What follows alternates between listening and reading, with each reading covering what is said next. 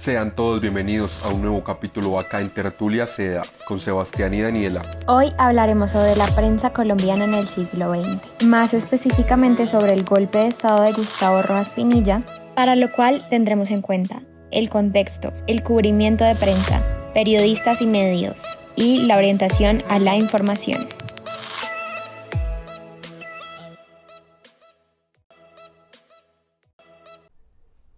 Antes de hablar sobre el golpe de estado del gobierno del general Rojas Pinilla en 1953, hay que, primero, volver al año 1948, donde comienza todo. Con el asesinato de Jorge Eliezer Gaitán el 9 de abril de 1948, Colombia comenzó a vivir una de sus épocas más violentas, en ese entonces, entre liberales y conservadores. Se dice que desde ese día los militares comenzaron su ascenso político que, al final de cuentas, los llevó a tener las riendas del país. Con el paso de los años, el país se encontraba en una descomposición económica, política y social a causa del Bogotazo, y no se veía una posible solución para acabar con la violencia bipartidista. En el día del golpe de Estado, el 13 de junio de 1953, Colombia tuvo 3 presidentes. Por un lado, Roberto Urdaneta, quien fue el encargado de llevar las riendas del país, ya que el presidente electo, el conservador Laureano Gómez, no pudo hacerlo debido a unos problemas de salud y justamente ese día había vuelto al mandato y al poder para sacar al general Rojas Pinilla de las Fuerzas Armadas.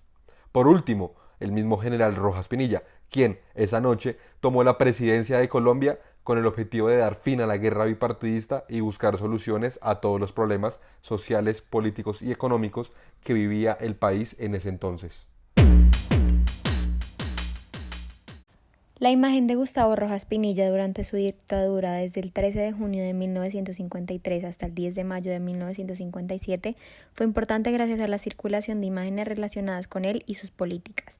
Por un lado, su imagen pretendía ser usada como un instrumento de legitimación de su mandato y por otro se convirtió en la confirmación de sus aspiraciones populistas.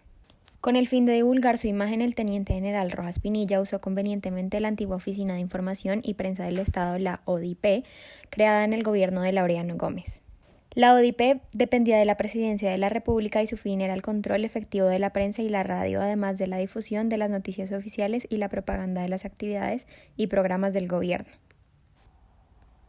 Hacía uso de símbolos por excelencia de la tradición católica colombiana. En una publicación del Colombiano en 1953 se confirma esa exacerbación del nacionalismo rojista de este momento.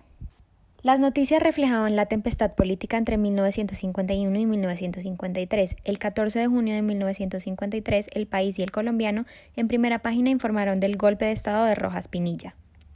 El Colombiano titulaba: El teniente general Gustavo Rojas Pinilla asumió anoche la presidencia. Presentaba en primera página su biografía y el texto completo de su alocución al país, hacia una Colombia justa y fuerte. La foto de pie de página decía el excelentísimo señor teniente general Gustavo Rojas Pinilla. En el caso del diario del País, el diario matinal conservador, titulaba Tranquilidad absoluta reina en todo el país, junto con la alocución del nuevo jefe de Estado y el apoyo de Ospina Pérez y Urdaneta. La prensa, en especial, sufrió mucho con la dictadura de Rojas Pinilla, puesto que aunque una de sus políticas era volver a las libertades democráticas en todos los aspectos, no acabó con la censura de prensa que aplicaba para los periódicos y radios desde 1949. Guillermo Cano, director del periódico El Espectador, comenzó una campaña para recuperar esa libertad de prensa. Los gremios del periodismo, el Círculo de Periodistas de Bogotá y la Sociedad Interamericana de Prensa apoyaron a Guillermo Cano y se unieron a la lucha para recuperar la libertad de prensa. A esta lucha de los sindicatos y de los periódicos de la época, la dictadura de Rojas Pinilla respondió suspendiendo el periódico El Siglo e inició acciones legales contra el diario El Colombiano de Medellín. Guillermo Cano, cansado de la situación, asumió la función de mediador en la Asamblea de Periodistas de 1953. Una semana después, el gobierno de Rojas Pinilla levantó la censura de prensa y planteó un pacto de caballeros.